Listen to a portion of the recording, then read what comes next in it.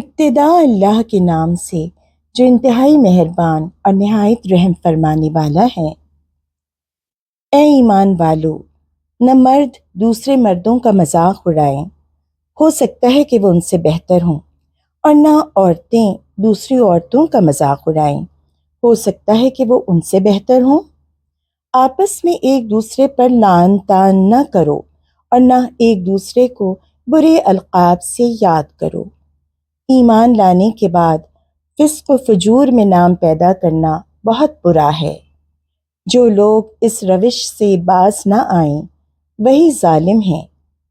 اے ایمان والو، بہت زیادہ گمان کرنے سے پرہیز کرو کہ بعض گمان گناہ ہوتے ہیں، اور نہ تو تجسس کرو اور نہ ہی تم میں سے کوئی کسی کی غیبت کرے۔ کیا تم میں سے کوئی اپنے مردہ بھائی کا گوشت کھانا پسند کرے گا جبکہ تم خود اس سے گھن کھاتے ہو؟ اللہ سے ڈرو، اللہ بڑا توبہ قبول کرنے والا اور رحیم ہے۔ لوگوں، ہم نے تم کو ایک مرد اور ایک عورت سے پیدا کیا اور پھر تمہاری قومیں اور برادریاں بنا دیں تاکہ تم ایک دوسرے کو پہچانو۔ در حقیقت اللہ کے نزدیک تم میں سب سے زیادہ عزت والا وہ ہے جو تم میں سب سے زیادہ پرہیزگار ہے۔ یقیناً اللہ علم رکھنے والا اور باخبر ہے۔ ترجمہ آیات 11 تا 13 سورۃ الحجرات۔ معزز احباب و سامعین، السلام علیکم۔ جب آپ کلام پاک کی یہ آیات سنتے ہیں تو انہیں سن کر کیا لگتا ہے آپ کو؟ یہی نہیں کہ جیسے بالکل آج کے ہمارے معاشرے کی تصویر کھینچ دی گئی ہو؟ جی، بالکل ایسا ہی ہے، مگر اس سے یہ بات بھی ظاہر ہوتی ہے کہ یہ خصوصیات ہر زمانے میں ایک مخصوص طبقے میں ہمیشہ سے موجود رہی ہیں، کہیں کم کہیں زیادہ۔ اور جیسے جیسے زمانہ ترقی کرتا گیا، علم و ابلاغ کے ذرائع فروغ پاتے گئے، ان کے اظہار اور انداز بیان میں بھی لطافت اور شائستگی سرایت کرتی گئی، اس حد تک کہ یہ تمام خصوصیات اپنی زہریلی صفات سمیت اور تمام تر بدصورتی کے ساتھ منافقت کے خوبصورت اور مزین لبادے میں ملبوس ہو گئیں۔ کہیں طنز و مزاح کے پیرائے میں ایک دوسرے پر چوٹ کی جانے لگی، تو کہیں دوستی اور محبت کے نام پر فریب اور دھوکے دیے جانے لگے، اور جہاں کچھ اور نہ بنا وہاں شرافت کا چولا اتار کر جہالت کی تمام حدیں پار کر دیں، مگر لالچ اور خود غرضی کو ہر حال میں مقدم رکھا۔ اب یہ ساری تصویر کشی آخر ظاہر کیا کرتی ہے؟ یہی نا کہ انسان کا کردار کتنی پستی میں گر چکا ہے۔ اسی کردار کو بلند کرنا ماضی سے لے کر آج تک کے ہر دور میں اللہ کے دین یعنی دین اسلام نے اپنا ہدف بنا رکھا ہے، پہلے نبیوں اور رسولوں کے ذریعے اور اب ہر سلیم الفطرت امتی کے ذریعے۔ دین اسلام صرف وہ نہیں جو 1400 برس قبل نبی آخر الزماں پر نازل ہوا تھا، بلکہ وہ بھی جو تمام نبیوں اور بالخصوص آدم علیہ السلام کے زمانے سے چلا آ رہا ہے۔ جب خالق کائنات ایک اور اس کی تخلیق بھی ایک ہی ہے، تو پھر اس کا دین اور اس کے بنیادی احکامات کیسے مختلف ہو سکتے ہیں؟ اور اسی خالق کائنات کی نگاہ میں ہم انسانوں کی سیرت و کردار اور اخلاق و اعمال کے سوا کوئی اور فرق کیسے واقع ہو سکتا ہے؟ تو اپنے کلام میں اللہ تعالیٰ نے بار بار ایک ہی بات کی یاد دہانی کروائی ہے، انسانی نفس اور اس کی پاکیزگی کی۔ جب انسانی کردار بلند ہوگا تو اس سے جنم لینے والے تمام اقوال و اعمال بھی بلند ہوں گے، اور ایمان و اخلاق بھی۔ انسانی کردار کی جن خامیوں کا ذکر کلام پاک کی اس صورت میں موجود ہے، وہ ایسی خامیاں ہیں جو نہ صرف ایک انسان کو بلکہ پورے معاشرے کو اندر سے کھوکھلا کر چھوڑتی ہیں، اور یہی کچھ ہمارے ساتھ بھی ہوتا چلا آ رہا ہے۔ معاشرہ کبھی چند ایک افراد سے تشکیل نہیں پاتا، بلکہ ایک بھاری تعداد اس کی تشکیل کا سبب بنتی ہے، اور یہی تعداد یا تو اس کی ترقی میں معاون ثابت ہوتی ہے یا اس کی تنزلی میں۔ آج ہم اپنے معاشرے کی زبوں حالی کے تذکرے تو بہت کرتے ہیں، آپس میں ایک دوسرے پر الزامات بھی بہت دھرتے ہیں، مگر اس کی جڑ میں پہنچ کر اس کا سبب جاننے کی کوشش شاید ہی کرتے ہوں۔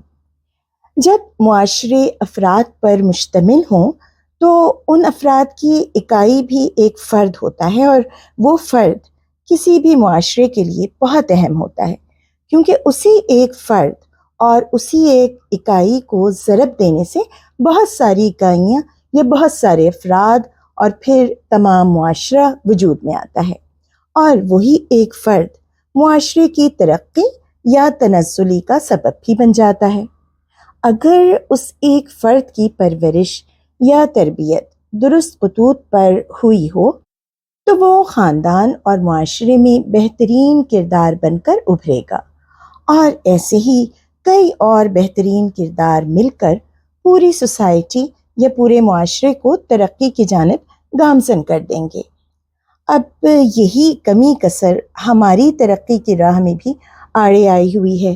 اگر ہم اب بھی نہیں سنبھلتے تو تباہی ہمارا مقدر ہے، کیونکہ یہ اللہ تعالیٰ کا اصول ہے کہ وہ بنا کسی کی بھی طرفداری کیے انصاف کے ساتھ تمام اقوام اور تمام ادیان کے انسانوں سے پیش آتے ہیں۔ اللہ تعالیٰ کی کوئی لاڈلی قوم یا امت نہیں، جو ان کے اصولوں کی پاسداری کریں گے، ان کے احکامات کی تابعداری کریں گے، وہی ان کی محبت کے لائق بھی ہوں گے۔ تو اب ہم جو مسلم ہونے کے دعوے دار ہیں، ہم اپنے عمل سے بآواز بلند یہ اعلان کر چکے ہیں کہ اللہ تعالیٰ ہم آپ کی اطاعت کریں گے بھی تو اپنی مرضی سے اور اپنی پسند کی مطابق کریں گے۔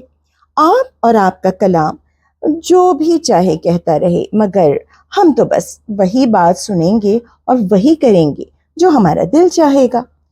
تو پھر اس صورت میں اللہ تعالیٰ کے پاس تو یہی آپشن رہ جائے گا نا کہ وہ ہمیں بھی ویسے ہی ملیا میٹ کر دیں جیسے اور نافرمان بستیوں کو کرتے چلے آئے ہیں۔ اگر تو ہم ایسے برے انجام سے بچنا چاہتے ہیں تو ہمیں ضرور اللہ تعالیٰ اور ان کے پیغمبروں کی بات پر کان دھرنے ہوں گے، کلام پاک کو کھول کر پڑھنا اور سمجھنا ہوگا، اس کے مطابق اپنے آپ کو ڈھالنا ہوگا، اور اسی کے قوانین پر زندگی کے تمام معاملات بھی کرنے ہوں گے۔ ہاں، اگر اپنی بہترین نیت اور ارادے کے باوجود کہیں کوئی کمی کسر رہ جائے تو وہ اللہ تعالیٰ اپنے رحم و کرم سے پوری کر دیں گے اور ہمیں بخش بھی دیں گے، مگر ارادہ اور عمل شرط ہے۔ یہ ہو نہیں سکتا کہ ہم تمام تر برائیوں اور گناہوں میں ملوث رہ کر اللہ رب العزت سے معافی کے خواستگار بھی ہوں اور رحم و کرم کے امیدوار بھی۔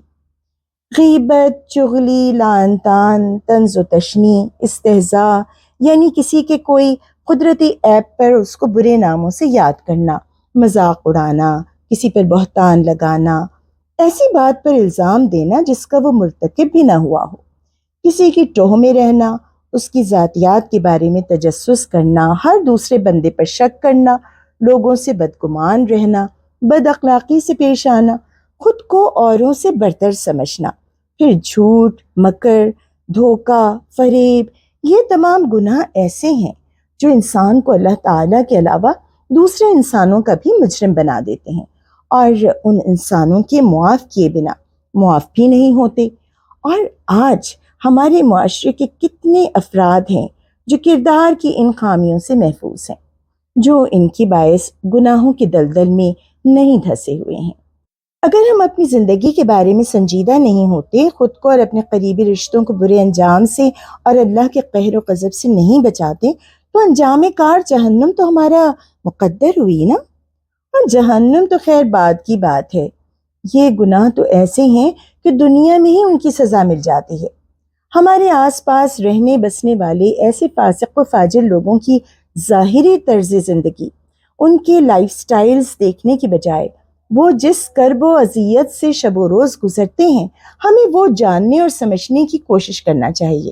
جب تک اللہ تعالیٰ ہمیں ڈھیل دے رہا ہے، ہماری چند ایک نیکیوں کے بدلے وقت جیسی بیش بہا نعمت سے ہمیں نواز رہا ہے کہ شاید ہم سدھر جائیں، تو اس نعمت کی قدر کیجیے اور کم سے کم اپنی ذات اور اپنی فیملی کے لیے تو جنت میں سیٹ کنفرم کروا لیجیے، پلاٹ بھی بک کروا لیجیے۔ اللہ تعالیٰ کی امیدوں پر پورا اترنے کے لیے اب کمر بستہ تو ہو ہی جائیے، کون جانے کل ہو نہ ہو۔ سوچئے اور خوب سوچئے، اور مجھے دیجیے اجازت۔ اللہ نگہبان۔